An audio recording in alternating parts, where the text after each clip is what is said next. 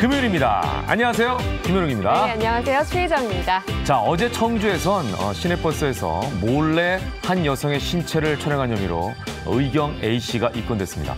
자, 이렇게 노출이 심한 여름철이 되면 몰카가 기승을 부리곤 하는데요. 네. 오늘 금요일이라고 말씀드렸죠.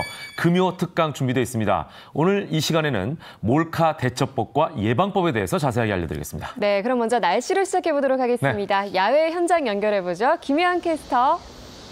네, 상암동 DDMC 앞에 나와 있습니다. 네, 오늘도 소나기 소식 있다면서요? 네, 지금 대구 북부를 포함한 영남 일부 지역은요, 시간당 20mm 이상의 세찬 폭우가 쏟아지고 있는데요. 반면 서울은 보시는 것처럼 구름 사이로 약한 볕만 내리쬐고 있습니다.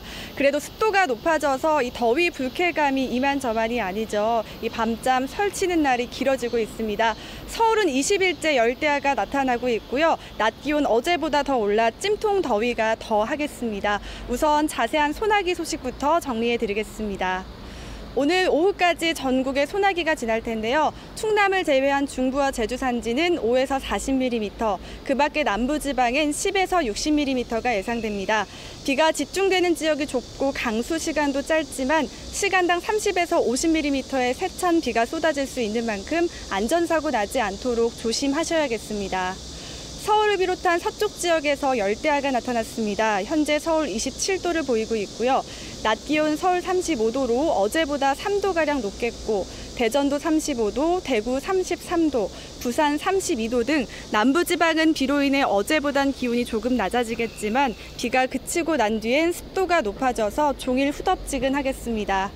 주말까지도 35도를 넘나드는 더위가 계속되겠습니다. 토요일까지는 구름만 끼겠지만 일요일에는 제주도와 남해안 지방에 비가 내리겠고요. 남부 내륙 지방을 중심으로는 소나기 가능성이 있습니다. 제14호 태풍 야기가 북상하고 있어 경로에 대한 궁금증이 높아지고 있는데요. 현재 약한 소형급으로 오키나와 남동쪽에서 북상 중에 있습니다. 다음 주 초 서귀포 남서쪽 해상을 지나 서해상에 북상할 것으로 예상됩니다. 진로가 매우 유동적입니다. 앞으로 우리나라의 폭염에 어떠한 영향을 미칠지는 조금 더 지켜봐야 할 것 같습니다. 다음 주에도 열대야와 35도 안팎의 무더위는 지속될 것으로 보입니다. 주말을 앞두고 물놀이 계획 많이 하고 계시죠. 알고는 계시지만 지키지 않거나 방심하는 경우가 많습니다. 우선 물놀이 전에는 준비 운동은 필수입니다. 구명조끼도 착용하시는 게 좋겠고요. 틈틈이 충분한 휴식을 취하셔서 보다 안전하고 즐거운 물놀이 하시기 바랍니다. 지금까지 상암동에서 날씨였습니다.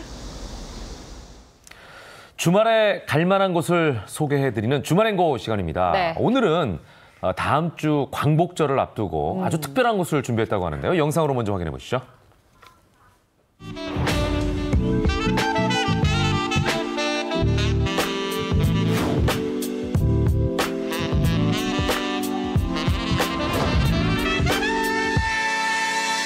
I get lifted 날씨와 음악이 통할 때 그때 넌 너의 기분이 어때 I get lifted I be like 기분이 업되겠지 like I'm smoking 주말행고 오늘 여행지는요, 보신 것처럼 조선 궁궐입니다. 오늘도 권기봉 역사 여행과 함께 하셨습니다. 어서 오십시오. 네, 안녕하세요.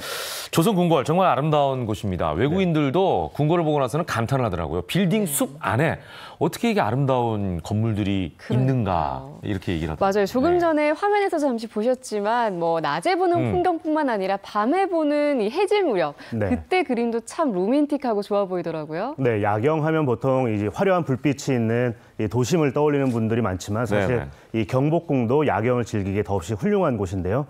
특히나 요즘처럼 이제 날이 더울 때 이 더위를 피해서 저녁에 가시면 정말 좋은 피서지가 될 수도 있는 곳이 바로 이 경복궁입니다. 아, 지금 야경의 모습이 나오고 있네요. 저렇게 이제 조명을 설치해서 뭔가 운치 있고 굉장히 고급스러워 보이는 그런 느낌인데 근데 제가 처음에 광복절을 맞이해서 특별한 곳을 소개해드리겠다라고 이제 말씀을 드렸는데 저도 얘기를 하면서 광복절 하는 데면은 일제와 관련된 어떤 건물이나 또는 그 독립운동과 관련된 여행지를 가야 되는데 왜 궁궐이지 이런 생각을 했거든. 좀 의아하실 것 같아요. 맞아요. 보통 조선궁궐하면 조선시대 역사를 떠올리잖아요. 네, 일반적으로 그렇게 생각할 수밖에 없는데요. 사실 그중에서 이 경복궁은 이 조선시대의 공간만이 아니라 근현대기에 그러니까 일제강점기 전후한 시기의 모습도 상당히 많이 남아있는 그런 곳입니다. 그래요? 제가 여기서 한 가지 좀 여쭤보고 싶은데요. 이 지금 영상을 보시면 잔디밭이 넓게 펼쳐져 있는데 어떤 이유 때문에 이렇게 잔디밭이 있을지 혹시 생각해 본 적 있으세요? 궁궐 안에 이런 잔디밭이 있었나요? 저는 그것조차 잘 몰랐는데. 저는 야외인 줄 알았어요. 산책하는 용도 아닐까요? 그러니까 잔디밭은 뭐 그냥 자연을 잘 살리기 위한 이런 용도겠죠? 네, 사실 뭐 이유가 없는, 의미 없는 저런 이제 시설이 있을 수는 없는, 있을 수가 없죠. 그래요? 궁궐이다 보니까. 그래서 상당히 중요한 이유가 있는데요. 뭐죠? 이 경복궁에 있는 잔디가 뜻하는 게 있습니다. 뭐예요? 의미가 담겨 있나요? 네, 바로 죽음입니다. 죽음? 잔디와 죽음 어울리지 않는데요? 네, 좀 놀라운 지점인데요. 이 잔디를 한자로는 사초라고 합니다. 사초에 사는 죽을 사자. 그래요? 네, 초는 이제 풀초자인데 일본은 한반도와 달리 좀 다소 기후가 습하다 보니까 조경상의 이유로 이 잔디밭을 조경의 이유로 만들기는 하지만 이 조선은 그렇지 않았거든요. 주로 잔디를 심는 곳은 사실 무덤이었었습니다. 그러네요. 그랬던 곳이 바로 경복궁에 이제 잔디밭이 이제 만들어지게 된 건데요. 거기에는 어떤 이유가 있느냐? 이 조선은 이제 망했다. 조선 왕조는 이제 끝났고 일본에 의한 새로운 지배가 시작되니 조선인들로 하여금 굳이 두말하지 않아도 그런 것들을 내재화할 수 있게끔 하기 위한 용도로 바로 이런 잔디밭을 경복궁에 설치하게 된 겁니다. 어떻게 보면 정신적인 압력을 가하기 위한 수단이었네요. 그렇죠. 네. 그렇군요. 그렇다면 지금 이 잔디밭이 있었던 곳에 원래는 뭐가 있었나요? 원래는 사실은 건물들로 빼곡했었는데요. 건물이 많았어요? 네, 뭐 세 걸음을 걸으면 전각이 한 동이 나오고 또 5걸음 걸으면 하나의 누각이 나온다 할 정도로 아주 빽빽한 건물들이 있었습니다. 지금 보시는 그림은 조선 말기에 일제강점 직전에 경복궁의 모습을 보여주는 그림입니다. 그거 보니까 빽빽하네요, 건물이. 19세기 말 경복궁의 모습인데요. 이때만 해도 경복궁의 건물 수가 509동에 달했었습니다. 어마어마하죠. 하지만 지금 가보시면은 사실 100동이 채 안 되는 건물들이 남아있는데 그마저도 해방 직후에는 한 40여 동밖에 남아있지가 않았었습니다. 그럼 그다음에 이제 우리가 다시 복원을 하거나 그렇죠. 해방 이후에 이제 다시 복원을 해오고 있고 지금 역시도 발굴 조사와 복원 작업을 이제 계속 해 나가고 있는 그런 상황입니다. 두 개 그 경복궁의 지도를 보니까 90% 이상이 막 사라진 그런 모습이었는데 일제가 이걸 부쉈다는 거 아니에요, 그죠? 그렇죠. 어떤 핑계로 이걸 부순 거죠? 당시 말 그대로 엑스포장을 만든다라는 이유로 이제 철거를 하게 되는데요. 엑스포는 그 당시에는 이제 공진회 혹은 박람회라고 이제 불렀었는데 가장 먼저 열린 게 1915년에 열린 시정 5년 기념 조선물산 공진회라는 행사였었습니다. 그 공진회장을 마련한다는 구실로 건축물들을 철거하고 지금 보여지는 영상처럼 완전히 새로운 모습으로 변모시켜버린 상황이었던 거죠. 아니 엑스포 하려면은 궁궐 밖에다 만들면 되지 굳이 궁궐을 허물어서 할 필요가 있었나? 거기에 바로 이제 이유가 녹아 있는데요. 조선 왕조의 공간을 일부러 일본의 산업화된 혹은 근대화된 모습을 보여주는 선전장으로 이제 꾸미고자 했던 욕망이 있었던 겁니다. 이른바 상징 전복. 그러네요. 참 가슴 아픈 그런 역사인 것 같은데요. 그때 허론했던 그 건물은 어디로 갔나요, 그럼? 많은 부분은 이제 서울의 장충동이나 종로 일대에 있던 술집 등등으로 많이 팔려 나갔고요. 팔았군요. 심지어 일부는 일본 도쿄로까지 팔려가게 되는데요. 가장 대표적인 게 그 세자가 살았던 집인 자선당이란 건물입니다. 해체 이전 재조립이 가능한 목조 건축물의 특성상 이렇게 해체한 이후에 배에 실어서 일본으로 가져간 건데요. 도쿄에 있는 오쿠라 호텔에 지어놓고 조선관이라는 편액을 달고 개인 사설 박물관으로 이용이 됐었습니다. 지금 이게 자선당인가요? 자선당이 원래 있던 터예요? 그곳은 아니고요. 그 석축만 현재 남아있는 겁니다. 그러네요. 돌만 남아있네요. 아니 왜 돌밖에 없고? 지난 1923년이었죠. 도쿄 일대를 강타했던 관동 대지진 때 석축만 남겨지고 다 불에 타버린 결과인데요. 그 이후 오랜 기간 방치돼 있다가 이 땅을 떠나간 지 70여 년 만인 지난 1993년에 비로소 돌아와서 경복궁 한쪽에 이제 다시 자리를 하게 된 겁니다. 네, 말씀드린 것처럼 목조 부분은 다 불에 탔기 때문에 지금은 석축만 저렇게 덩그러니 남아 있습니다. 자세히 보시면 또 불에 그슬린 그 검은 흔적들도 볼 수가 있고. 그러네요. 자, 이제 경복궁이 이렇게 많이 훼손됐다 네. 이런 말씀을 지금 드리고 있는데 네. 비단 경복궁뿐만 아니라 고종이 거처했던 덕수궁 역시 피해갈 수가 없었다면서요. 네, 1800년대 후반까지만 해도 70여 동이 넘는 건축물들이 빼곡했던 것이 바로 경운궁, 지금 덕수궁이라 불리는 바로 그 궁궐인데요. 이 역시도 일제강점기 때 많이 훼손이 되어서 사실은 원형을 알 수 없을 정도로까지 많이 원래 모습을 잃었던 게 덕수궁입니다. 예, 그리고 덕수궁에는 요즘 100여 년 만에 개방이 됐다는 고종의 길도 있잖아요. 네. 이 덕수궁 후문에서부터 그 아관 파천의 현장이었던 옛 러시아 공사관까지 이어져 있는 작은 길인데요. 네. 지금은 사실 최근에 이제 8월 이달 한 달간은 이 시범 개방을 하고 있는데 원래는 사실 미국 정부 소유였었습니다. 그랬던 것이 2011년경에 비로소 한국 정부로 소유권이 넘어오게 돼서 고종이 걸었을 것으로 추정이 되는 나머지 그것을 현재는 복원을 해서 민간에 개방을 하고 있습니다. 10월에는 정식 개방이 될 예정이고. 그러네요. 한번 가볼 수도 있겠네요, 그죠? 네. 예. 자, 덕수궁 앞에 있던 환구단도 이때 사라졌다면서요? 네, 환구단은 그 대한제국을 선포했던 아주 역사 깊은 그런 공간인데요. 이 역시도 일제 강점이 시작되면서 원래 모습을 잃을 수밖에 없는 그런 처지에 놓이게 됐습니다. 1915년에 열렸던 그 조선물산 공진회 당시에 그 VIP들의 숙박 장소가 필요하다는 구실로 역시 대한제국의 상징 공간이었던 그곳을 헐어내고 거기에 조선 철도 호텔을 짓게 되는 거죠. 근데 보시다시피 환구단의 전체는 남겨져 있지 않고 황궁우라고 하는 지금 사진 속에 이 건축물만 남겨져 있습니다. 예. 역시 다 철거하지는 않고 경복궁처럼 일부 시설은 남겨두게 된 겁니다. 예, 근데 말씀하신 것처럼 일부 시설만 남긴 이유는 뭘까요? 전체를 다 없애게 되면 그 동시대인들은 여기에 뭐가 있었다는 걸 알 수가 있지만 네. 후대인들은 알 수가 없잖아요. 그렇게 되면 조선이 망하고 일본이 이 공간을 차지하고 있다는 걸 알려내기가 쉽지 않다 보니까 더 잔인하네요. 그렇죠. 네. 기억을 계속 심어주기 위해서. 심어주기 위해서 저렇게 일부 시설을 남겨주게 된 겁니다. 이야, 진짜 너무 그리고 못됐다, 그죠? 네, 자세히 보시면 그 환구단 앞쪽으로 지금은 이제 원구단, 환구단, 재단 건물이 보이는데 네. 그 자리에 지금 사진처럼 호텔이 들어서게 됩니다. 근데 호텔 이름에 철도라는 이름이 들어가거든요. 네. 혹시 그 이유를 유추해 보시겠어요? 조선 철도 호텔인가요? 호텔. 네. 이쪽으로 혹시 또 기찻길을 내려는 거 아니었어요, 혹시? 기차 길까지는 아니고요. 바로 요 직전에 당시 남대문역, 나중에 경성역으로 불린 지금의 서울역이 자리하게 되는데요. 거기서 이제 이름을 따서 철도 호텔이라 부르게 된 겁니다. 이 철도는 사실 근대성의 상징이기도 하거든요. 네. 정시 운행과 대량 수송을 상징하는 근대성의 상징을 일부러 조선 왕조의 공간에다가 이름을 붙여버린 겁니다. 그래서 전근대와 근대를 비교해서 일본으로의 어떤 동참, 동조를 이끌어내기 위한 그런 정치적인 선전 이유가 숨어 있는 거죠. 예. 이 철강 환구단 건물들은 어떻게 됐어요? 다 사라졌나요? 아니면 어디로 또 옮겨졌나요? 상당 부분은 대부분 다시 재활용이 되는데요. 그래요? 석고각이라고 해서 돌북을 보존했던 그 건물은 장충단 쪽으로 옮겨져서 네. 이 또 희로부미를 기리는 사찰의 종각으로 쓰이게 됩니다. 또 일부 건축물들은 해방 이후에 우리가 이 문화재를 아끼지 못할 때 여러 차례 이제 팔려 나가게 되는데 대표적으로 정문도 팔려 나가서 아주 의외의 공간에서 상상하지 못한 그런 공간에서 발견이 됐습니다. 정문이요? 네. 어디에서 발견했어요? 네. 북한산 입구에 있는 강북구 우이동에서 발견이 되는데요. 네. 당시에 시내버스 차고지로 쓰이고 있던 그린파크 호텔이라는 옛 호텔의 주차장 부지에서 발견이 됐습니다. 지금 보시는 이 사진 보면 안쪽으로 시내버스들이 보이잖아요. 그러네요. 말 그대로 시내버스 차고지의 정문으로 쓰이게 되는데 이때는 이제 백운문이라는 편액을 달고 있는 모습을 보실 누가 수가 보면은 어느 궁궐에 네. 단체 관광 온 줄 알겠어요. 마치 그런 이 사진을 그림이네요. 보면 그죠? 예. 이게 참 안타까운 일이네. 네.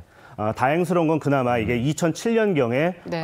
환구단의 정문이었다라는 것이 이제 밝혀지게 됐고 네, 네, 네. 2011년에 이전 복원을 하게 다행이네요. 됩니다. 예. 근데 안타까운 점은 원래 그 정문이 있던 곳은 이미 사유지가 돼버린 나머지 네. 그곳으로 돌아가지 못하고 서울광장 한쪽에 서울광장과 환구단의 환궁우 사이에 자리를 하게 됩니다. 네네네.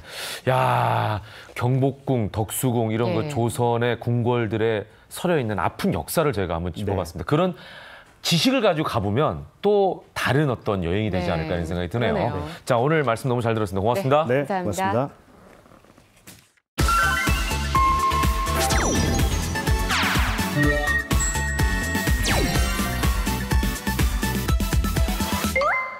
네, 매주 금요일 다양한 분야의 명사들을 초대해서 진솔한 이야기를 들어보는 금요 특강 시간 마련하고 있는데요. 오늘은 어떤 분인가요? 자, 오늘 강연자는 노출이 심한 여름철, 특히 여성분들에게 두려움을 주는 이 범죄를 해결하겠다고 자처하신 분입니다. 과연 어떤 분인지 영상을 통해서 먼저 확인해 보시죠.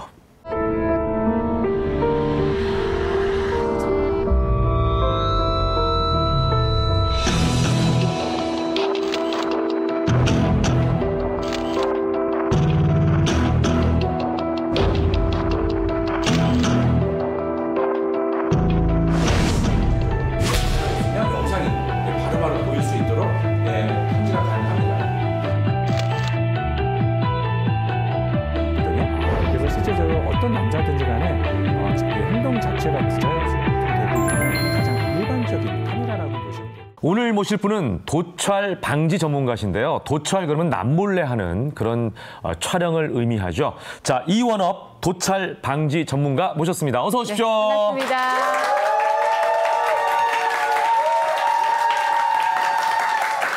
반갑습니다. 네, 도찰. 진짜 그 요즘에 사회적인 문제로 떠오르고 있는 그런 분야죠. 예, 맞습니다. 특히 이제 여성분들 몰래 뭐 화장실에서 촬영한다든지, 예, 맞습니다. 수치스러운 부분을 또 촬영한다든지 해서 막 온라인상으로 유포하고 막 이런 경우들이 많이 있는데요. 예, 맞습니다. 오늘 이제 거기에 대한 얘기를 해주실 것 같으세요. 예, 맞습니다. 예, 7, 8월 뜨거운 여름 이 더위를 피해서 그래서 해수욕장이나 워터파크 놀러 많이 가시죠? 네.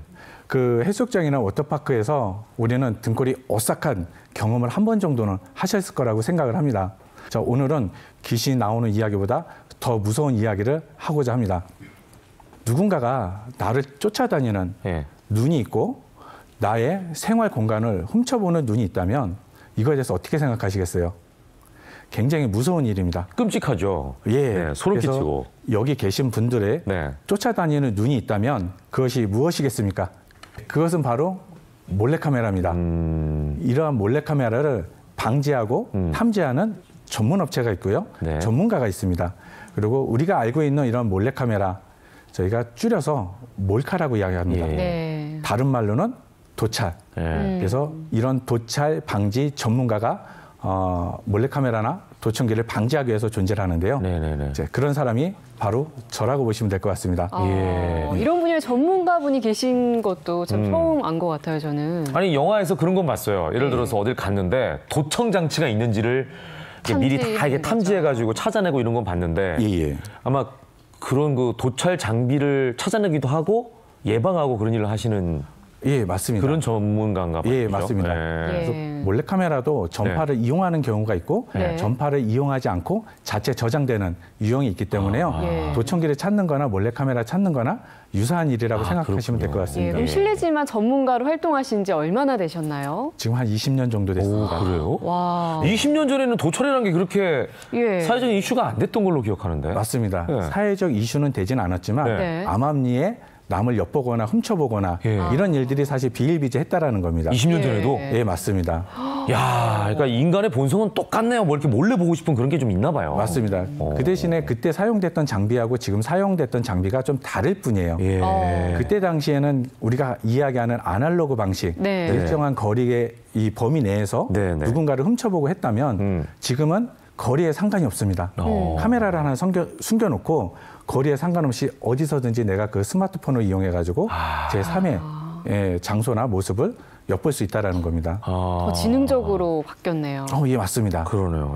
예를 들어서 얼마 전 대학교 그 도서관에서 33살 된 남학생이 몰카를 시도하다가 몰카 피해자 위에 검거된 사례가 있었습니다. 그리고 얼마 전에 유명 연예인들을 지도하는 체육관 대표가 연습생들을 몰래 촬영하다가 신체 일부를 촬영하는 그런 사건이 있었고요. 그게 해서 불구속 수사가 된 그런 사례들이 있었습니다. 그러면은 그 20년 전에 비해서 쭉 갈수록 적발 건수가 늘어나고 있는 추세겠죠? 예, 현재 지금 보면 적발 건수가 줄거나 그렇지 않습니다. 예. 그래서 전년도만 해도 거의 7천 건 정도의 몰카 발견 사례가 있었고요. 7천 건요? 발견된 것만? 예, 맞습니다. 근데 실제적으로 그런 사건이 그래서 언론 발표를 하거나 수사가 되지 않은 사례까지 하면 더 많다라고 보시면 될 것 같습니다. 거의 뭐 수만 건일 것 같은데요? 맞습니다. 예. 그래서 우리 생활 속에 잠재되어 있는 이제 몰래카메라 이제 이런 거는 어떻게 보면 여름철에 옷이 가벼워졌을 때 올해 그 범행 이런 사례가 더 많아졌고요. 그러다 보니까 이 몰카 피해 위한 이런 그 노이로제라고 그러죠. 몰카 불안에 의해서 송곳이라든가 아니면 스티커라든가 이런 거를 갖다가 여성분들이 휴대하고 다니는 사례들이 상당히 많아졌습니다. 예. 몰카라는 거는 우리 눈에 보이지가 않습니다. 왜냐하면 제 엄지손톱의 한 10분의 1 정도로 작습니다. 그러다 보니까 우리가 생활하는 모든 생활 공간이라든가 사무용품, 하다못해 여성분들의 이렇게 화장용품에도 변형돼서 숨기는 사례들이 많다 보니까 그래서 그걸 갖다 육안으로 식별하기는 너무나 어렵습니다. 그러네요. 예, 그래서 그러한 카메라는 정보통신 기술의 발달에 의해서 점점 작아지는 겁니다. 작아지다 보니까 소출력이죠. 별도의 전원이 필요가 없습니다. 그렇다 보니까 우리 눈에는 보이지 않죠. 그래서 개인과 개인의 피해를 뛰어넘어서 국가 간에 저희가 흔히 이야기하는 암적인, 사회적인 굉장히 큰 범죄로 이어지고 있습니다.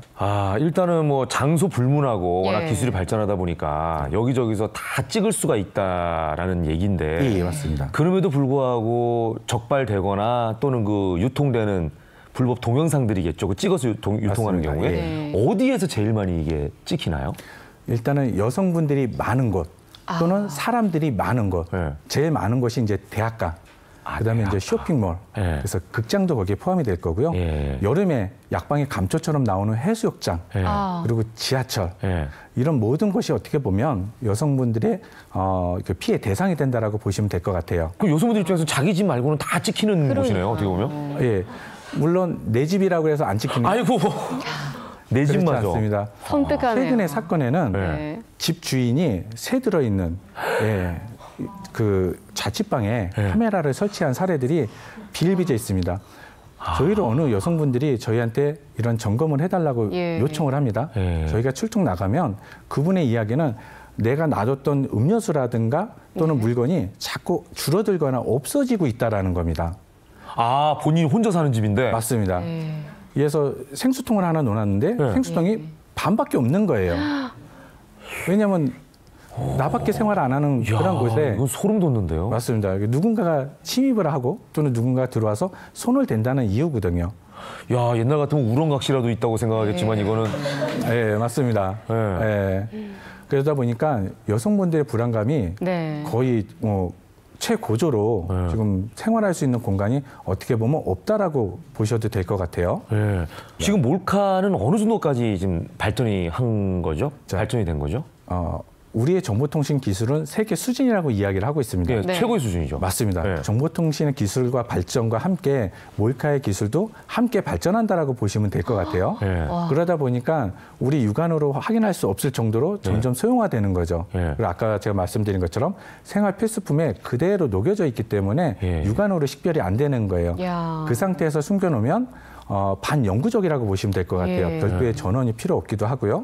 최근에는 와이파이에 따라 연동을 해버립니다. 그러면 스마트폰으로 그 몰래 카메라에 그 영상을 실시간으로 보는 정도까지 되다 보니까 얼마 전에도 서울에 있는 모 숙박업소에서 4년 동안 한 남자가 몰래카메라 17대를 설치를 했습니다. 그래서 발견된 그 몰래카메라 장수만 해도 2만 장이 됩니다. 숙박업소에다가? 예, 맞습니다. 남의 숙박업소에 어떤 남자가 가서? 맞습니다. 그래서 4년 동안 그 카메라가 발견이 안 되고 그 자리에 계속 있었다라는 거고요. 그럼 어디 뭐 천장에 이렇게 아닙니다. 건가요? 몰래카메라는 항상 내가 찍고자 하는 것을 화면을 보게끔 되어 있어요. 그래서 숙박업소 같은 경우에는 침대 위치를 기준으로 했을 때 그래서 TV 라인 정도, 저희 이 허리 높이 정도의 카메라를 숨겨놓는 사례가 있습니다. 이번 역시 TV 안에 스피커가 있는데 그 스피커 안에다가 카메라를 숨겼기 때문에 전혀 찾을 수 없는 곳이네요. 맞습니다. 그래서 4년 동안 숙박하시는 분들이 그렇게 많았을 텐데도 불구하고 그 카메라의 위치를 아무도 찾지 못했다는 그런 사건이었습니다. 그리고 화장실 한 번쯤 가보시면 화장실 구멍이 있는데 네. 구멍에다 휴지로 다 막아놓고 있는 그런 장면은 한 번쯤은 다 보셨을 것 같아요. 네. 근데 가만히 생각해보고 우리가 유출을 해보면 이 몰래카메라라는 거는 위에서 아래로 찍는 것보다는 저희 허리 높이 밑에서 위로 찍는 동영상이 일반적으로 상당히 많았다라는 거예요. 그래서 지금 화장실 같은 데 갔을 때 지금 저희 눈높이 정도의 구멍에 막아놓는 거는 사실은 몰래카메라가 아닐 확률이 좀 많습니다. 그죠. 얼굴만 찍히는 거니까. 맞습니다. 그거는 별로 안 맞고요. 예를 들어서 어떤 것을 의심을 해봐야 되냐면 화장실에 내가 앉아 있는데 화장실 앞쪽에 전기 스위치가 있다. 있을 리가 없잖아요. 무조건 의심되는 거예요. 이 전기 스위치가 어디서 나왔냐면 제주도에 있는 그 뭐 해변가에 있는 공공 화장실에 이 전기 스위치가 있었는데 지금 한 100여 명 정도의 여성이 거기에 촬영이 됐어요. 그런데 아무도 이 스위치를 의심하지 않았다라는 거고요. 화장실에 사제 옷걸이 이렇게 해서 검정게 이렇게 달려있는 옷걸이들이 있습니다. 사실 화장실에 그런 사제 옷걸이가 있으면 안 되는 거고요. 맞아요. 그리고 저희가 비데를 씁니다. 비데에 전기 콘센트가 있죠. 비데에 전기 콘센트가 하나만 있어야 됩니다. 그런데 충전기 모양이라든가 아답터 모양의 뭔가의 카메라로 되어 있는 걸 하나 더 꽂아놓는 경우가 있어요. 그래서 그런 거를 조심하셔야 돼요. 전원이네요. 몰카 전원. 맞습니다.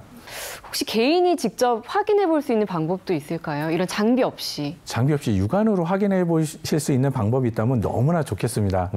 하지만 단 한 가지 제가 팁을 드리도록 하겠습니다. 카메라든 도청기든 어쨌든 촬영하기 위해서 한 바늘구멍 구멍 정도에 항상 이렇게 구멍이 나 있다라는 거예요. 그 대신 모든 구멍을 의심하실 수는 없잖아요. 항상 사물, 찍고자 하는 위치에 보고 있는 그런 구멍을 첫 번째로 의심하시면 되고요. 두 번째로는 어떤 소지품이든 어떤 기계든지 간에 이걸 켰다 껐다 할 수 있는 전원 스위치가 별도로 들어가 있습니다. 세 번째, 그리고 저장을 해야 되잖아요. 저장을 하다 보니까 그 마이크로 SD 그 메모리 카드, 저희 휴대폰에서 쓰는 그 작은 메모리 카드가 집어넣을 수 있도록 그 칩이 육안으로 확인이 가능해요. 아니 근데 그게 아까 말씀하신 대로 거기서 찍어가지고 거기다 녹화를 안 하고 저장을 안 하고 이렇게 보내가지고 별도로 저장하는 장치를 가지고 있는 경우는 그게 없을 수도 있는 거 아니에요? 없을 수도 있는데요. 일반적으로는 저장도 하고 보내기도 하고 그런 유형들이 더 많습니다. 그러니까 80% 정도가 저장과 전송 두 가지를 다 겸하고 있다라는 거죠. 그러니까 구멍은 작지만 결국 그걸 가지려면 본체라든지 이런 거는 어느 정도 크기가 되니까 찾아낼 수가 있겠네요. 맞습니다.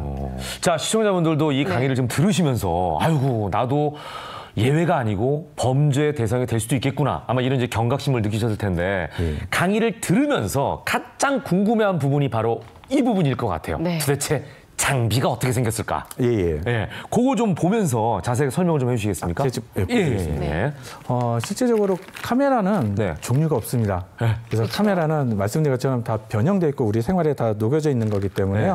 카메라는 종류가 없다라고 그러니까 제가 종류를 얘기하는 것 자체가 불가능하다. 맞습니다.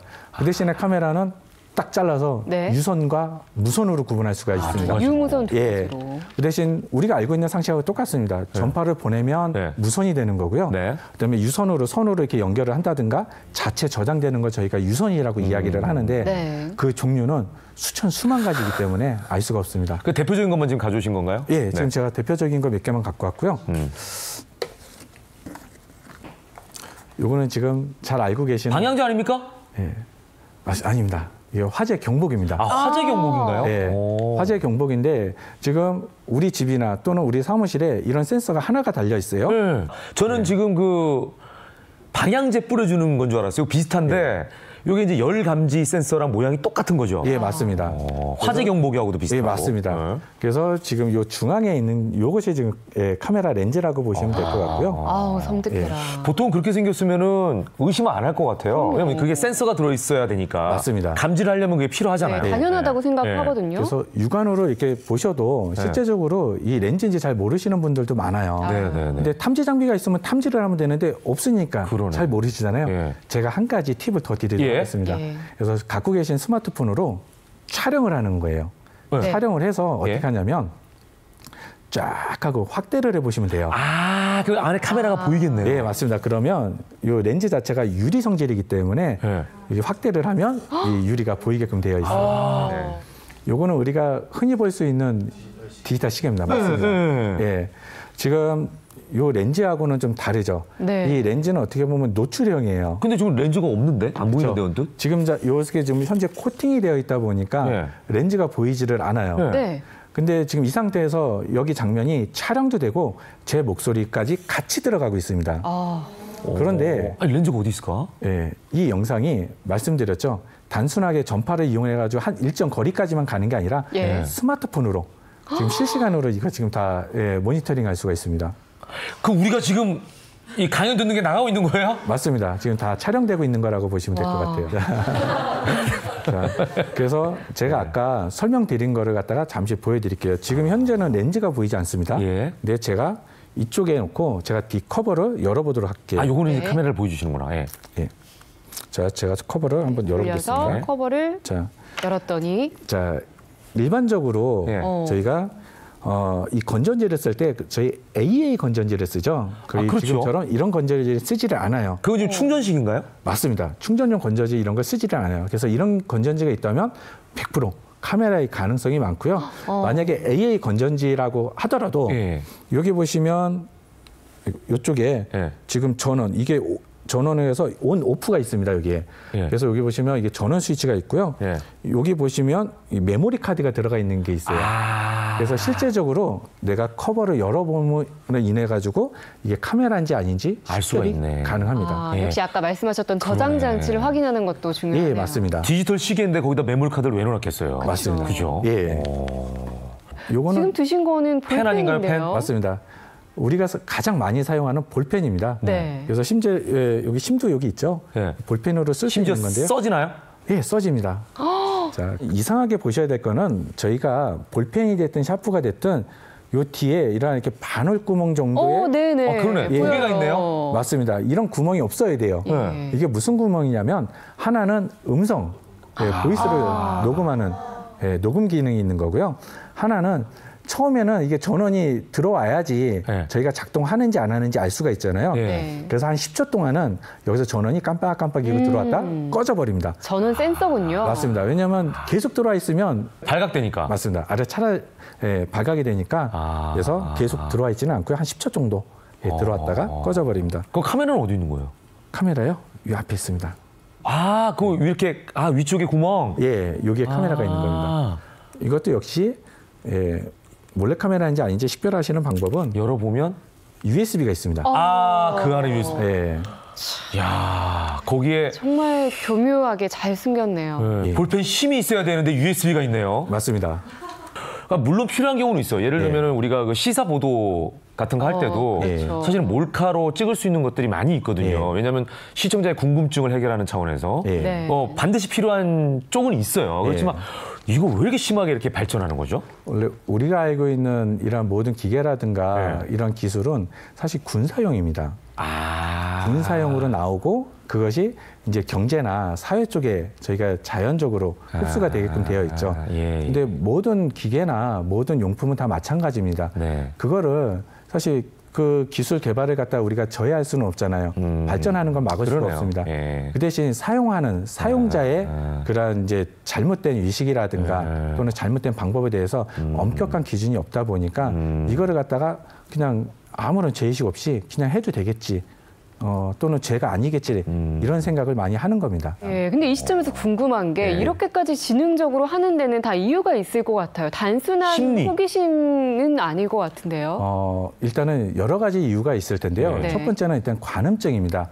남을 엿보고 훔쳐봄으로 인해서 자기 만족이라든가 자기 희열, 자기 기쁨을 느끼는 사람도 있을 수 있고요. 처음에는 호기심에 의해 나도 모르게 무심코 했어요. 하다 보니까 이게 습관이 돼버리는 겁니다. 무심코 또 인터넷에 잠깐 올렸어요. 다른 사람들의 반응이 너무 좋은 거예요. 맞습니다. 왜냐하면 좀 더 자기 관심을 좀 알아주는 것 같고 자기가 꼭 사랑받는 것 같은 느낌이 들어서 좀 더 무리수를 두고 촬영을 하고 유포를 하기도 합니다. 근데 단순하게 그걸 갖다 촬영하는 데 그치지 않는다라는 거죠. 분명히 어디선가에 검은 손이 옵니다.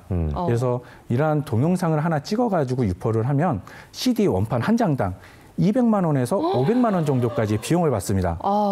아니 근데 이게 범죄라는 거를 모를까요? 알면서도 그거를 갖다가 잠재적으로 잊어먹는 겁니다. 그게 어느 순간 자기도 모르게 습관이 돼버리는 거죠.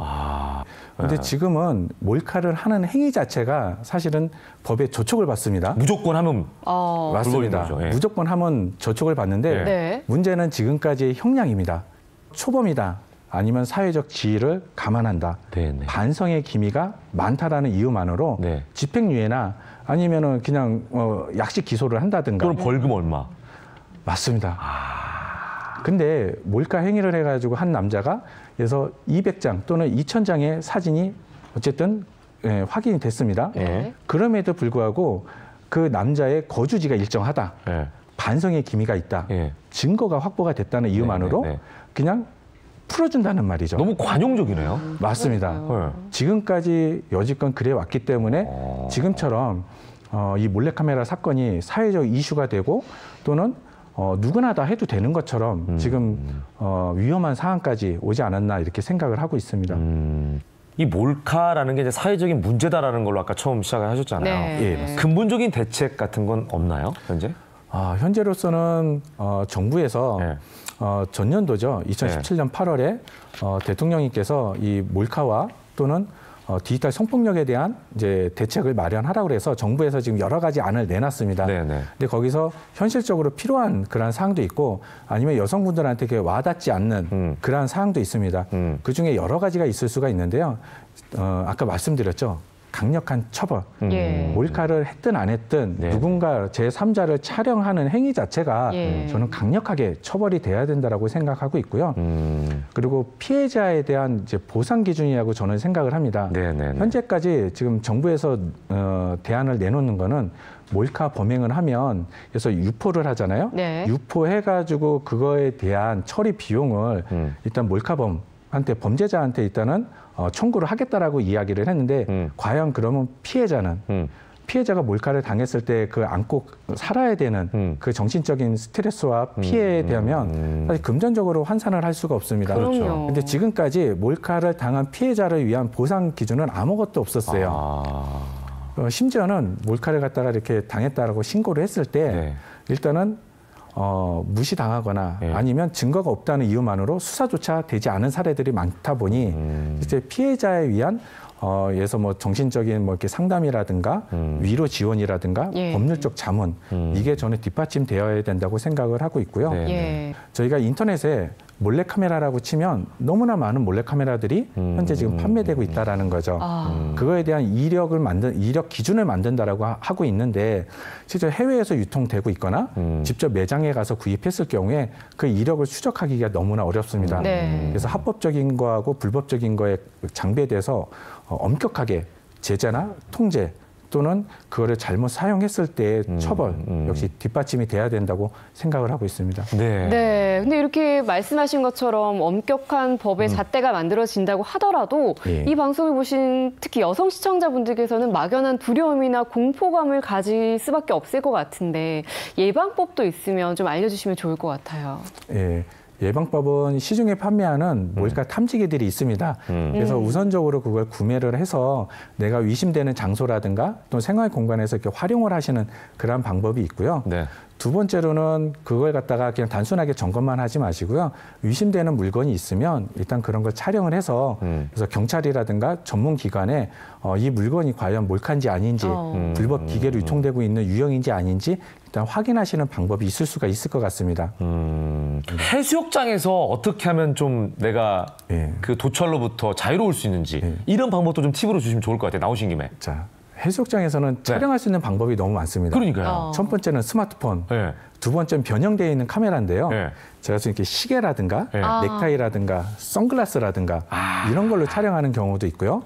또 샤워실 가면 샤워실 몰카가 있습니다. 네. 샤워국자하고 똑같은데 이 안에 몰래카메라가 숨겨져 있다 보니까 예. 육안으로 식별이 안 되는 경우도 있어요. 네. 예. 그렇다 보니까 몰카를 피할 수 있는 방법은 어떻게 보면 없다라고 보셔도 되는데 딱 한 가지 사람의 시선입니다. 안경이든 시계든 아니면 스마트폰이든 네. 찍고자 하는 방향을 항상 고정적으로 예. 카메라를 좀 위장을 않아요. 했지만 맞습니다. 시선은 사람을 향해 있다는 거죠. 예, 내가 찍고자 하는 사람을 항상 쳐다보게끔 되어 있습니다. 지금도 저는 이제 이렇게 얘기를 하면서도 추혜정 씨를 찍으려면 계속 이러고 있겠네요. 예. 맞습니다. 이쪽을 찍어야 되니까. 각도가 시선에 이러고 있어야 되니까. 부자연스러운 선택하네요.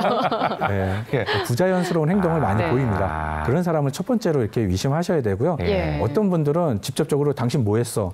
또는 당신 뭐야? 라고 이렇게 직접적으로 이렇게 막 이야기를 하시는 분들이 있는데요. 그건 가장 위험한 행동이고요. 그렇죠. 될 수 있으면 적반하장으로 오히려 더 숨길 수도 있고요. 예, 그래서 절대 그런 행위가 있다라고 해도 절대 직접적으로 이렇게 접근하지 마시고요. 저희 그 국민신고의 그 스마트 앱에 국민신고 앱이 있습니다. 아, 그래요? 앱을 통해 가지고 경찰한테 신고를 하시는 첫 번째 방법. 두 번째 방법은 주위에 있는 사람들을 지목을 하는 거예요. 그래서 뭐 검정 옷 입은 아저씨 저 좀 도와주세요라고 도움을 요청하시는 걸 저희는 권해드리고 있어요. 그러니까 여성분이 직접 하는 거는 더 위험할 수 있다. 예, 위험합니다. 당황하면은 그렇죠. 그 사람이 또 어떤 행동을 할지 모르니까. 맞습니다. 그 아까 앱은 뭐 어떻게 찾아야 돼요? 어플리케이션에 국민신고 앱이 있습니다. 그 앱을 다운받으시면 돼요. 그러니까 국민신고 앱 이렇게 치면 돼요? 예.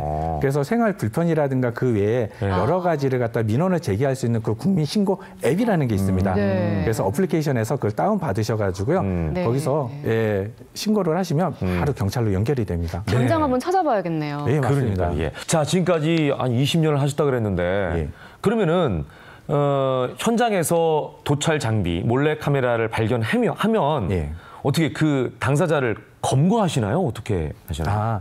저희가 일단 나가서 그래서 카메라를 찾으면 실제적으로는 카메라에다가 누군가가 뭐 이렇게 지문을 묻혀놓는다든가 아니면 카메라가 출처, 그래서 뭐 제조, 생산, 유통 과정이 적혀 있는 게 아니기 때문에 사실 불법적으로 작동되는 카메라나 이런 걸 찾아도 범인을 찾기는 사실은 어렵습니다. 쉽지 않겠네요.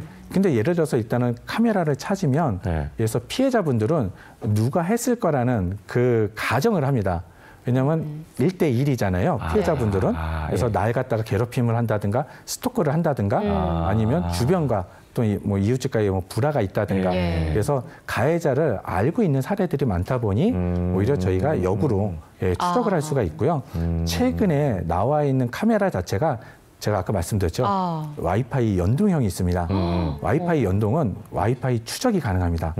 그래서 수신하고 있는 그 위치, IP를 추적을 해가지고 수신할 수 있는 위치를 파악할 수가 있습니다. 예, 그래서 범인을 검거할 수가 있다고 보시면 됩니다. 범인을 검거한 사례도 많이 있으신 거예요? 예, 있습니다.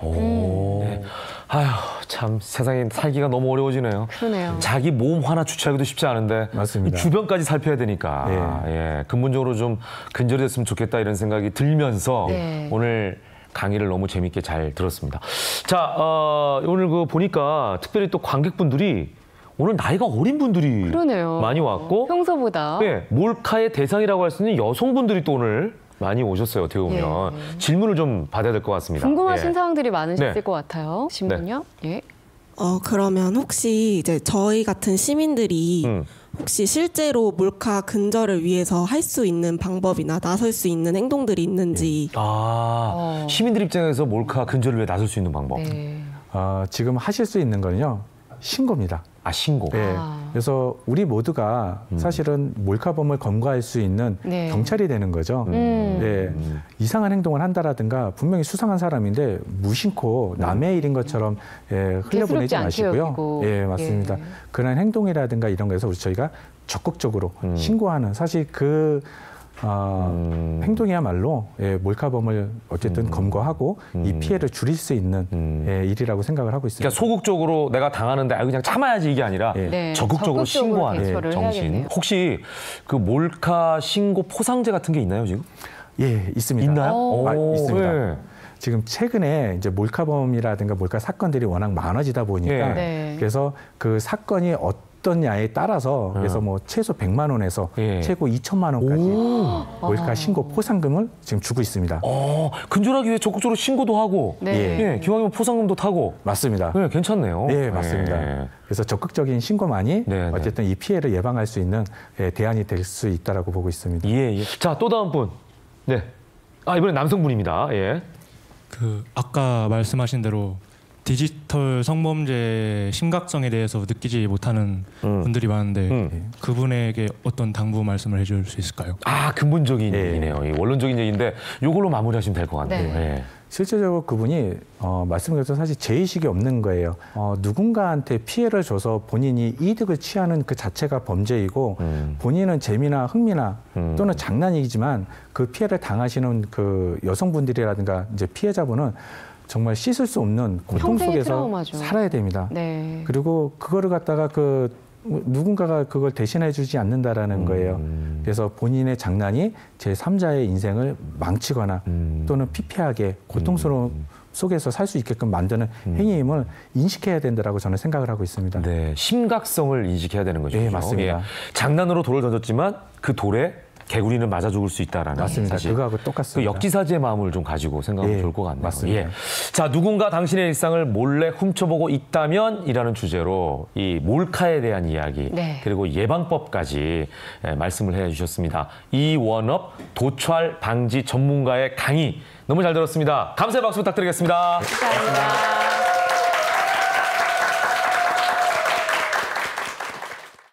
이번엔 영상으로 보는 이슈 전해드리겠습니다. 네. 우유 가격이 인상된다는 소식 들으셨을 텐데요. 여기서 그치는 게 아니라 우유 가격 인상에 따라서 제과업계나 커피 전문점 등도 인상 압력을 받고 있는 실정입니다. 네, 우유 소비가 많이 줄어들었는데도 불구하고 가격이 오른 데는 이유가 있다고 하는데요. 그 이유 영상으로 확인해 보시죠. 학교 급식으로 제공되며 한때는 완전 식품으로 사랑받았던 흰우유. 국민 1인당 연간 우유 소비량은 90년대 후반 31.5kg으로 정점을 찍었지만 최근 26kg대까지 감소했습니다. 저출산으로 주 고객층 인구가 크게 줄고 고지방 식품이란 인식까지 생겼기 때문입니다. 하지만 가격은 계속 올랐습니다. 시장 점유율 1위인 서울우유는 이달 16일부터 가격을 3.6% 올릴 계획입니다. 지속적인 생산 비용 증가로 인해 부득이하게 가격을 인상하게 되었습니다. 지난해 말 원유 재고량은 약 10만 톤. 소비가 줄고 우유가 남아 도는데도 가격이 오르는 이유는 5년 전 도입한 원유 가격 연동제 때문입니다. 시장 수요와는 관계없이 농가의 생산비가 오르면 원유 가격을 올려주는 방식입니다. 조금 좀 그 전보다 덜 쓰는 것 같아, 우유를. 그런데다 또 오른다고 그러니까 아무래도 좀 부담이 있을 거야.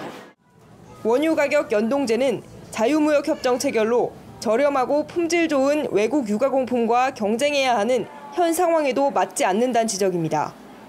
채널A 이현수입니다. 이어서 이번에는 시도지사 릴레이 인터뷰쇼 디오프닝 시간입니다. 네. 자, 오늘은 농어민의 대변자라고 불리는 김영록 전남도지사십니다. 네, 전남 행정부지사 역임 이후 10년 만에 도지사로 돌아온 김영록 전남도지사의 포부 들어봤습니다. 함께 만나보시죠.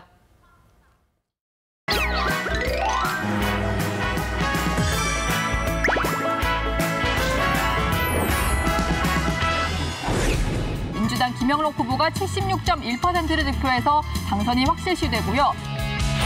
문재인 정부 초대 농식품부 장관을 지내며 20년 전 수준에 머물던 쌀값 회복, 무허가 축사 적법화 문제 등 농정 현안을 해결하며 농어민의 대변자로 불리는 김영록 도지사. 전남 행정부지사 역임 이후 10년 만에 도지사로 돌아온 그는 전남 행복시대를 목표로 정하고 직접 발로 뛰면서 도민들과 소통하고 있는데 농어민 지킴이 김영록 도지사가 만들어낼 전남은 어떤 모습인지 지금 만나러 갑니다.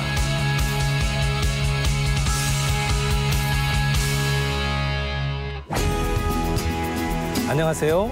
시도지사 릴레이 인터뷰 디오프닝 진행을 맡은 동아일보의 천광암입니다. 오늘은 전남도민의 뜨거운 관심 속에서 도지사에 당선되신 우리 김영록 지사님을 모시고 말씀 나누도록 하겠습니다. 안녕하세요. 안녕하십니까. 반갑습니다. 네. 문재인 정부의 그 초대 농식품부 장관으로서 한 8개월 정도 재직하셨죠. 그 다음에 이제 그 출마를 하셨는데요.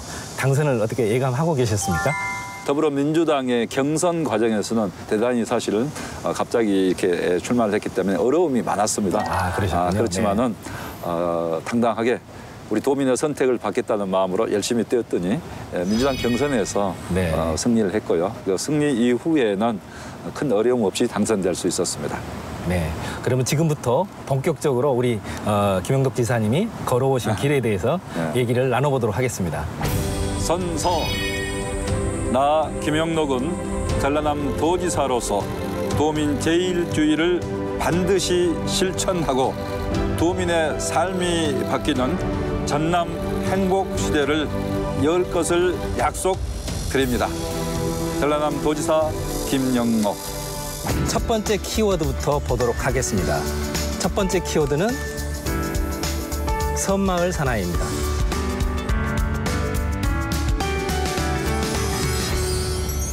우리 지사님은 그 군수 시절에 도민이 한 명인 그런 섬까지도 일일이 찾아다니신 일화가 굉장히 유명한데요. 그렇게 하셨던 그 이유가 있으신가요? 제가 어렸을 때 우리 마을에 굉장히 상당히 큰 마을이었는데도 군수나 경찰서장이 온 경우가 거의 없었어요. 그래서 어렸을 때 기억도 해보니까 그래서 작은 섬이라도 한 분이라도 거주하면은 가는 게 좋겠다 싶어서 제가 전체를 다 방문을 했습니다. 그럼 그 숫자로 보면 100여 개가 넘어갈 수도 있는 거죠? 그렇죠.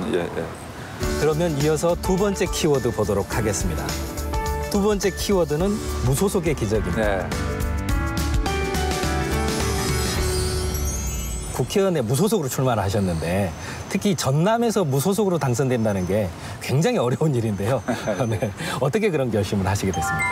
2008년도에 행정부지사를 그만두고 국회의원에 출마하겠다 이렇게 했는데요. 사실은 조금 더 행정공무원으로서 하고 싶었지만은 많은 분들이 자꾸 출마를 권유해서 더 이상 출마를 늦출 수 없다. 그때는 이제 더불어민주당이 아니고 통합민주당이었는데요. 민주당 공천을 받을 수 있을 거다 이렇게 생각을 하고 무조건 뛰어들었는데 현실은 항상 녹록지 않고 반대잖아요. 그래서 공천을 못 받고 무소속으로 뛰었습니다. 그래서 그때 제 생각은 꼭 당선될 거다는 그런 나름대로 확신이 있었고 계속 밀어붙여서 무소속으로라도 출마하겠다 해서 출마를 한 겁니다. 그렇게 그 일일이 섬도 찾아다니시고 하셨던 그런 열정이나 그 국민들에 대한 애정에 대해서 이렇게 좀 유권자들이 답을 해주셨다고 좀. 네, 저도 그렇게 생각합니다. 해남진도 완도 지역구였는데요. 그뿐만 아니라 뭐 광주나 서울에서 많은 분들이 도와주셨어요. 그렇게 해서 당선이 됐습니다. 지금까지는 이제 살아온 길에 대해서 쭉 얘기를 나눠봤고 이제는 도민들이 굉장히 좀 궁금해하실 정책을 주제로 해서 대화를 좀 나눠보도록 하겠습니다. 이번에 이제 민선 7기가 되시죠. 그래서 캐치프레이즈를 내 삶이 바뀌는 전남 행복시대로 거셨죠. 그래서 여러 가지 그 전남 행복시대를 구현하는데 키워드가 여러 가지 있는 것으로 알고 있습니다. 그중에 첫 번째 키워드부터 보도록 하겠습니다. 첫 번째 키워드는 상생입니다. 가장 큰 현안이 광주의 군공항 문제하고 그다음에 한전공대 문제로 알고 있습니다. 이거는 광주시하고도 얽혀 있는 문제여서 여러 가지 그 견해 차이도 있을 것으로 알고 있는데 먼저 전남도 입장부터 한번 말씀을 해주시겠습니까? 이제 군공항 문제 또 민간공항 문제 그 부분은 사실은 진작 해결이 됐을 문제인데 지금까지 해결이 안 됐습니다만은 이 문제에 대해서는 이제 광주광역시하고 머리를 맞대고 허심탄회하게 우리가 논의를 해서 문제를 풀고자 합니다.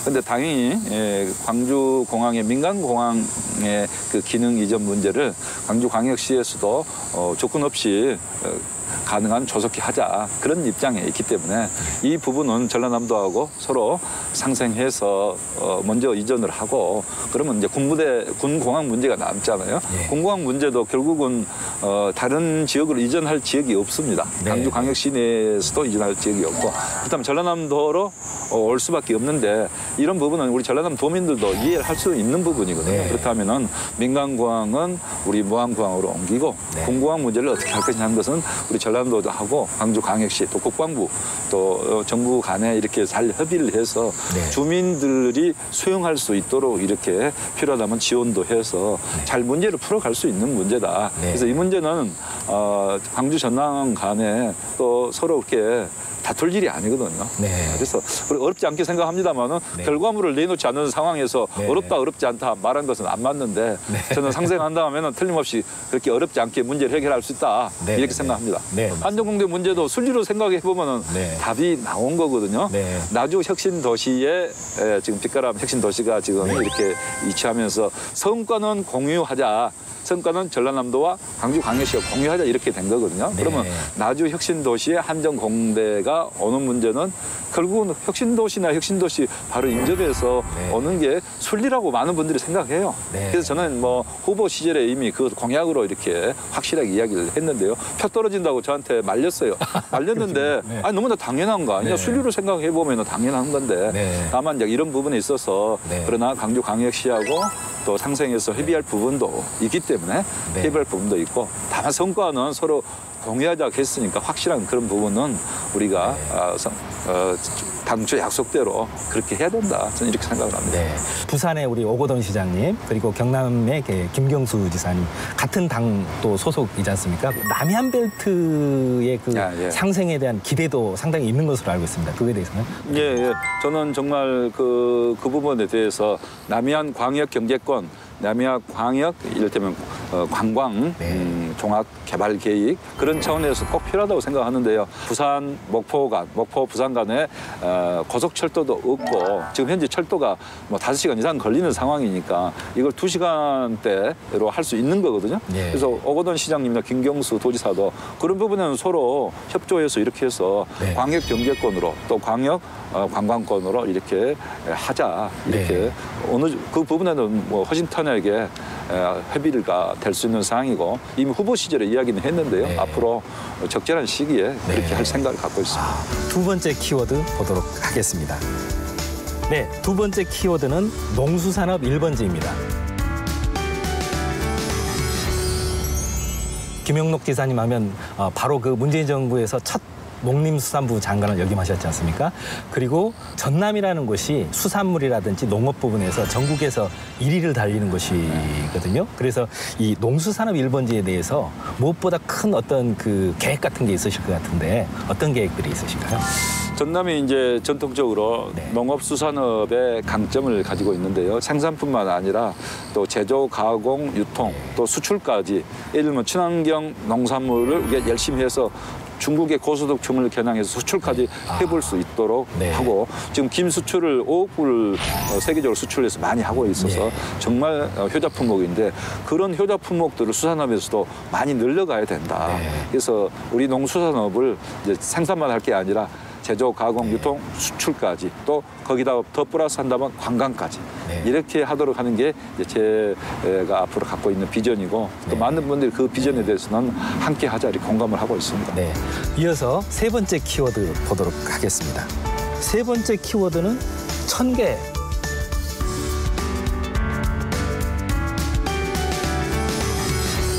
약간 아리송한 숫자인데요. 혹시 지사님 무슨 의미이신가요? 아마 제 생각에는 제가 이제 기업을 1000개 유치하겠다. 일자리 창출을 위해서 우리 기업을 1000개 유치하겠다. 이렇게 이야기를 공약을 했는데요. 실제 이제 이 도정 방침을 정해서 지금 이렇게 추진을 하고 있습니다. 에너지 융복합 산업에 의해서 혁신도시를 중심으로 해서 한정과 한정 관련된 우리 이제 협력업체랄지 또 새로운 벤처 투자 이런 기업들이 많이 올 수 있게 하고 또 연구소도 저희들이 유치하고 있거든요. 그래서 이렇게 한전, 협력업체 또 벤처 창업 기업, 대학 연구소 이런 게 다 이렇게 함께 시너지 효과를 낼 수 있는 에너지 융복합 산업을 중심으로 해서 기업을 1000개 유치하겠다 이렇게 생각을 하고 있습니다. 그리고 이제 그 기업들이 유치 오기 위해서는 그 노동력 공급이라는 부분이 굉장히 중요한 부분인데 그러자면 반드시 또 이제 인구 문제가 연관이 될 것 같습니다. 현재 그 전남 인구가 최근에 좀 줄어들어온 추세로 알고 있는데 그 부분에 대해서 어떻게 좀 인구를 늘리기 위한 대책 같은 것도 생각하고 계신 게 있으실까요? 결국 결정적인 요인은 경제, 일자리를 통해서 젊은 분들이 우리 지역에 머무르게 하고 또 밖에 나갔던 젊은이들도 우리 지역에 돌아오게 하고 좀 그게 인구 정책에서 가장 큰 요인입니다. 젊은이들을 젊은 대학생들, 졸업한 대학생들 우리 지역에서 취업할 수 있게 하는 거 그게 가장 큰 핵심인데요. 이제 그런 부분에 앞으로 좀 포커스를 갖고 역시 인구와 일자리 문제는 선순환의 문제이고 그렇죠. 서로 뭐 동전의 양면과 같은 거죠. 네, 그렇군요. 네. 이어서 정책 분야 네 번째 키워드 보도록 하겠습니다. 네, 네 번째 키워드는 가고 싶은 전남입니다. 우리 지사님께서도 첫 시정연설로 관광인구 6천만 시대를 열겠다 이렇게 선언하신 것으로 알고 있는데 관광 분야를 진흥시키기 위한 어떤 대책들이 있으신가요? 우리 전라남도는 스토리가 있는 역사 문화가 있고 아름다운 자연 경관 또 해안선과 섬이 있기 때문에 그런 면에서는 어느 지역보다도 정말 많은 관광 자원을 가지고 있습니다. 특히 요즘에는 이제 여수 밤바다가 많이 떠서 여수에 이제 전국적으로 여수가 관광객이 오는 숫자로는 1,500만 관광객에서 1위가 됐는데요. 이제 여수뿐만 아니라 이제 이런 목포라트 서남권, 또 섬이 있는 남해안권, 또 우리 중부권도 사실은 여러 가지 역사적 명소가 많이 있기 때문에 이런 부분을 다 통화를 해서 우리가 이제 6천만 관광을 유치를 하겠다. 그렇게 하기 위해서는 체험과 테마와 스토리가 있는 또 가족 단위 휴양을 할 수 있는 그런 관광을 앞으로 육성을 해보고자 합니다. 네, 그러시군요.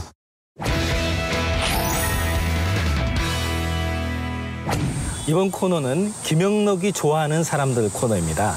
우리 김 지사님께서 사전에 저에게 사진을 한 장 보내주셨습니다. 이 사진이시죠? 2017년 또 3월 초 같은데요. 김정수 여사님이 이제 그 문재인 대통령 후보 시절에 그때 한참에 이제 후보 경선이 시작되는 마당이었었는데 전라남도 소안도가 태극기 섬이라고 해서 1년 12달 태극기를 개양하는 섬이고 소안도 자체가 항일 투쟁에 굉장히 가장 먼저 투쟁했던 민족의 항일 투쟁의 성지거든요. 독립운동했던 후손분을 위해서 그 나이 드신 연세 드신 분을 위해서 직접 저녁을 지어가지고 저녁을 지어서 그분을 위로를 하고 우리 김동준 여사님께 대해서는 고맙게 생각하는 게 경선이 가까워졌기 때문에 올 수 있는 상황이 아닌데 그 섬에 와서 하룻밤을 이렇게 마을회관에서 이렇게 동네 분들하고 같이 이렇게 대화하다가 하룻밤을 유숙을 하고 그러고 올라갔거든요. 그래서 제가 그때 그것을 못 잊죠. 우리 별칭이 또 있으시잖아요. 유쾌한 정숙 씨라고. 어떻게 사석에서 뵈면 정말 그렇게 많이 유쾌하신가요? 그렇죠. 그 뭐 이렇게 마을 분들하고도 서스럼 없이 이렇게 어울리고 직접 아까 본대로 이렇게 저녁도 지어가지고 직접 나르시고 다 이렇게 하시더라고요. 그리고 뭐 노래도 같이 소백지고 같이 치고.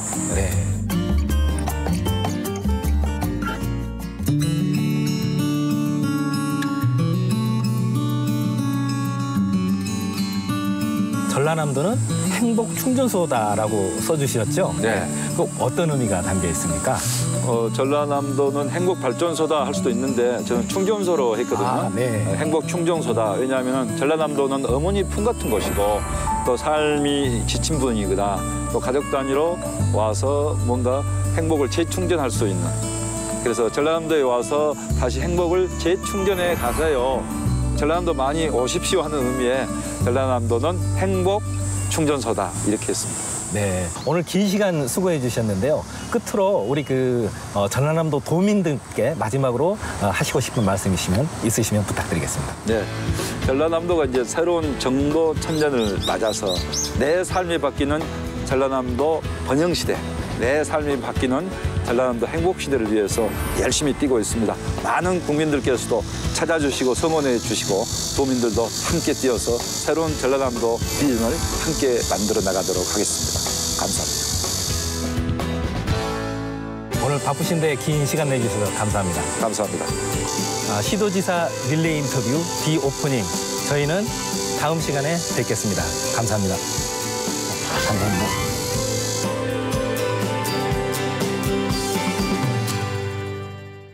생방송 함께했습니다. 김현우의 굿모닝 8월 10일 금요일 순서를 마칠 텐데요. 14호 태풍 야기가 북상 중이라고 합니다. 너무 덥다 보니까 태풍마저 반가운 실정인데 이 불볕돌을 좀 물리쳐줄 수 있을지 기대가 되네요. 네, 더위와 태풍 모두 대비 잘 하시고요. 저희는 다음 주 월요일 아침 8시에 다시 찾아뵙겠습니다. 행복한 주말 만드시기 바랍니다. 고맙습니다. 감사합니다.